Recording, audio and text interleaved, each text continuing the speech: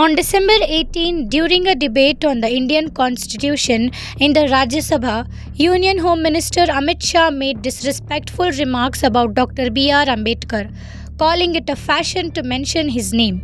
Shah's statement trivialized Ambedkar's legacy and the ongoing fight against caste oppression in India, showing a clear disregard for his vision of a just and equal society. अभी एक fashion हो गया है आम्बेडकर आम्बेडकर आम्बेडकर आम्बेडकर आम्बेडकर आम्बेडकर। इतना नाम अगर भगवान का लेते हैं तो 7 जन्मों तक स्वर्ग मिल जाता। By equating the respect for Ambedkar to mindless ritualism, Shah exposed the Hindutva agenda's disdain for Ambedkar's ideals, which challenged the Brahminical ideology rooted in the Manusmriti.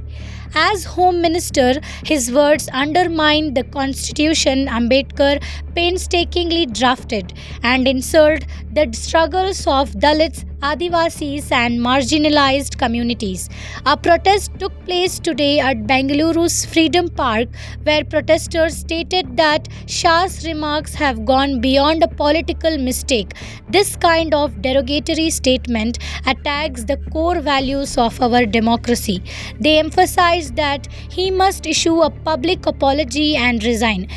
Protesters further asserted that we must stand united against any attack on Ambedkar's constitution and the ideals of equality and justice it represents. If you do Modi, Modi, Modi, you are basically in favor of selling the country to Ambani and Adani, selling your natural resources, selling your people, displacing people, killing minorities, privatizing education, healthcare. So whatever is anti-people, everything is embodied by Modi, Modi, Modi, Shah, Shah, Shah. Well, everything that's progressive, that stands for social justice, is embodied by someone like Ambedkar, someone like Periyar, someone like Bhagat Singh. No wonder the RSS and the BJP is against these icons. So that's the expression of their casteist communal ideology was expressed in Amit Shah's remarks at the parliament. So we try to say on one hand they try to appropriate Ambedkar.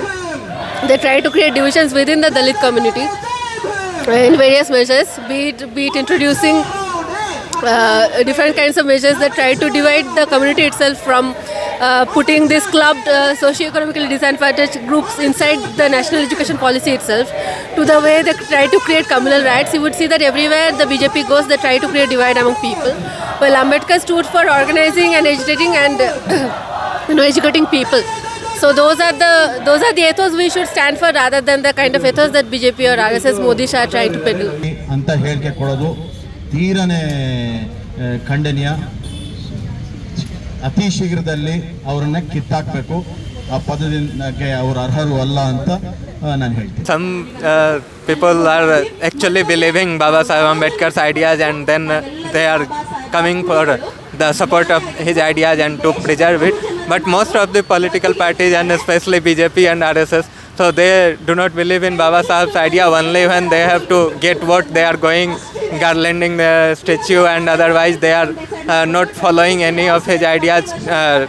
Atrocities against Dalits are increasing. Then recent speech of Amit Shah, in that he said that about Baba Saheb, that is derogatory remarks about him. So Baba Saheb Ambedkar's ideas for equal world where people can live equally, Dalits can get their rights, freedom. So these all ideas are, now we cannot see these ideas in BJP's ruling. So that's why we need to reread Baba Saheb and to use it for in a struggle for our rights. Many things they are doing without changing constitution. In constitution there is about right to education, but they are bringing NEP and privatizing education, making higher fees. So Dalits and other people from marginalized community already get.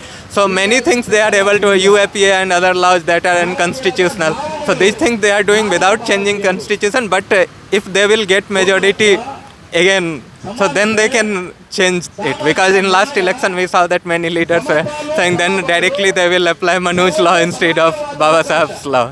ಏನು ಅಮಿತ್ ಶಾ ಅವರು ಮೊನ್ನೆ ದಿನ ಬಂದು ಸಂಸದಲ್ಲಿ ಅದನ್ನು ಸಂವಿಧಾನದ ಬಗ್ಗೆ ಇರುವಂಥ ಒಂದು ಚರ್ಚೆಯಲ್ಲಿ ಅಂಬೇಡ್ಕರ್ ಅವ್ರನ್ನೇ ಅವಮಾನ ಮಾಡಿರೋವಂಥ ಒಂದು ಸಂದರ್ಭನ ನಾವು ಎಲ್ಲರೂ ನೋಡಿದ್ದೀವಿ. ಅದನ್ನು ಇವತ್ತು ಖಂಡನೆ ಮಾಡೋದಕ್ಕೆ ಅಂತಲೇ ಹೇಳಿ ನಾವೆಲ್ಲರೂ ಇಲ್ಲಿ ಸೇರ್ಕೊಂಡಿರೋದು.